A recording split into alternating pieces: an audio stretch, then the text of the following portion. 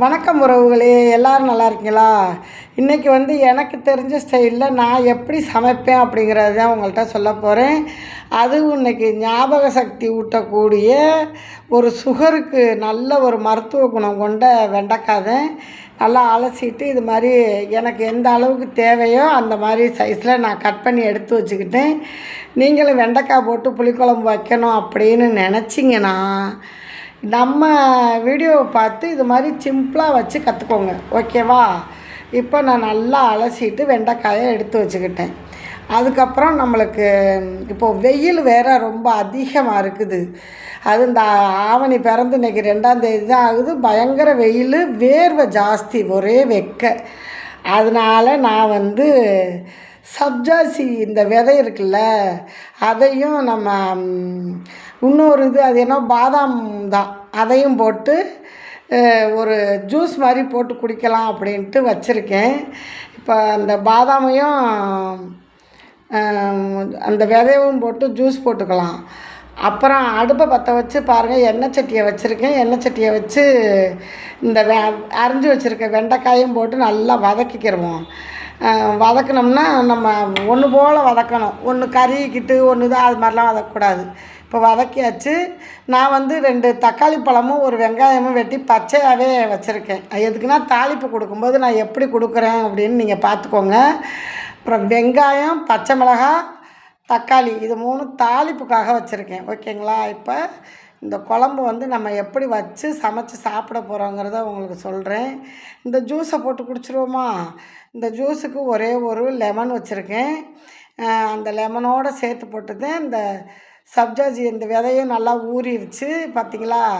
இந்த விதை ரொம்பவே குளிர்ச்சின்னு சொல்கிறாங்க, உடம்புக்கு ரொம்ப நல்லது, ப்ரெஷருக்கு ரொம்ப நல்லது அப்படின்னாங்க. அதனால அப்புறம் பார்த்திங்கன்னா இந்த இன்னொன்று என்னமோ சொல்கிறாங்க, பாதாம் பிஷ்ணுன்னு சொல்கிறாங்க, அந்த இதையும் ஊற வச்சுக்கிட்டேன். இப்போ நான் ஒரு குட்டி எலுமிச்சம்பழம் வச்சுருக்கேன். அந்த எலுமிச்சம்பழத்தை வச்சு தான் நம்ம இந்த ஜூஸை போட்டு குடிச்சுக்கிடுவோம். ஒரே கேரியாக இருக்குது, அதுக்காக இதை அறுத்துட்டேன், நல்லா புழிஞ்சு விட்டுக்கிறேன். உங்களுக்கு தேவை, நீங்கள் நிறையா போடணும்னா நிறையா நீங்கள் ஊற வச்சுக்கிடலாம், பழமும் நிறையா சேர்த்துக்கலாம். நான் எனக்கு சுகர் இருக்குங்கிறதுனால கம்மியாகவே சர்க்கரையை கம்மியாக போடணும், சுத்தமாக சேர்க்கவே கூடாது அப்படின்னாங்க. உப்பை போட்டு கூட குடிக்கலாம் நாங்கள்.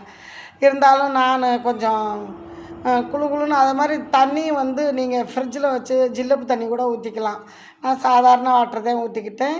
ஊற வச்ச அந்த சப்ஜாஜி அந்த விதைகளையும் போட்டுக்கிட்டேன்.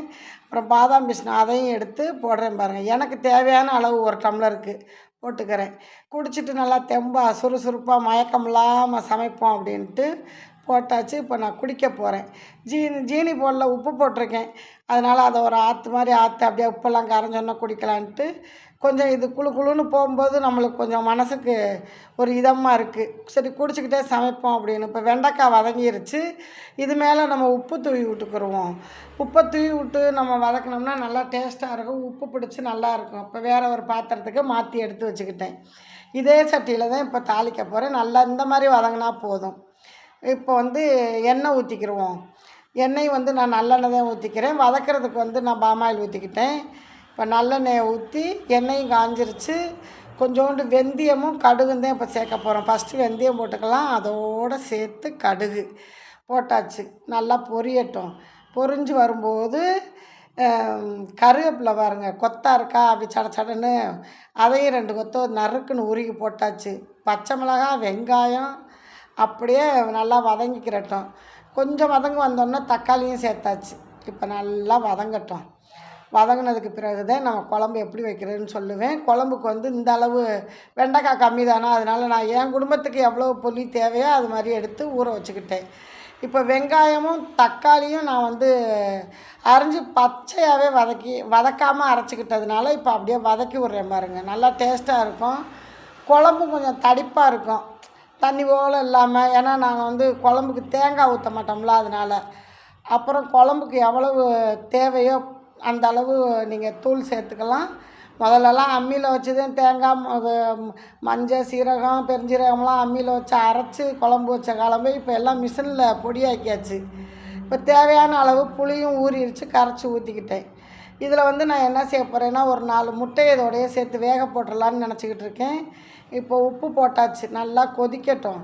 நான் மேலே தொட்டுக்க வேணும்ல, அதுக்காக இதிலேயே சேர்த்து வெந்துச்சுன்னா நம்மளுக்கு கொஞ்சம் சிலிண்டரும் சிக்கனமாகும். அதுக்காக முட்டை 4 வாங்கி இதையும் போட்டு வேக விட்டுக்கிறேன். இப்போ 4 முட்டையும் போட்டாச்சு. குழம்பும் நல்லா கொதிச்சு வருது. வதக்கி வச்ச வெண்டைக்காயை சேர்த்துக்கிறோம். வெண்டைக்காயும் சேர்த்தாச்சு. என்னென்ன குழம்புக்கு தேவையோ இது மாதிரி நீங்கள் வச்சு சாப்பிட்டு பாருங்கள். இந்த செய்முறை விளக்கத்தோடு நீங்கள் வச்சு சாப்பிட்டு பாருங்கள். தேங்காய் இருந்தால்தான் குழம்பு வைப்பேன்னு நிறையா வீட்டுகளில் சொல்கிறாங்க.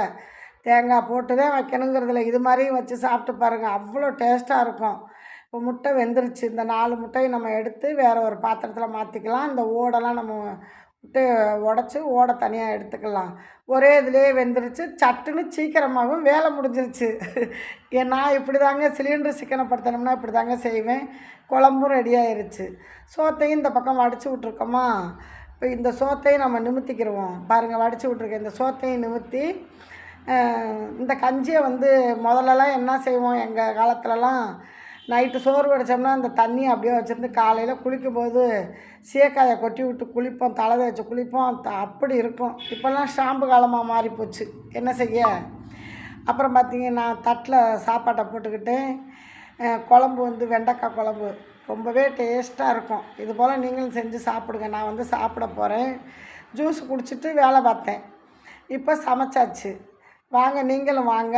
முட்டையை வச்சுக்கிட்டு சாப்பிடுவோம். இந்த பாருங்க, ரொம்பவே சிம்பிளான சிலிண்டர் சிக்கனத்தோடு சமைச்சு முடிச்சாச்சு. முட்டையை அதிலே சேர்த்து வேக போட்டதுனால நான் எப்போ சமைச்சாலும் உங்களுக்கு கொடுத்துருவேன். நீங்களும் எடுத்துக்கோங்க மக்களே, சாப்பிடுங்க.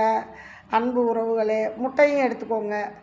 வாங்க, இதுபோல் நீங்களும் சமைச்சு சாப்பிட்டு பார்த்துட்டு கமெண்ட் பாக்ஸில் சொல்லுங்கள் எப்படி சிலிண்டர் சிக்கனமாக சமைச்சோம்னு. ஓகே, டாட்டா பாய். இந்த வீடியோ பிடிச்சிருந்தா லைக் அண்ட் ஷேர், ஹைப் பண்ணுங்கள். பாய்.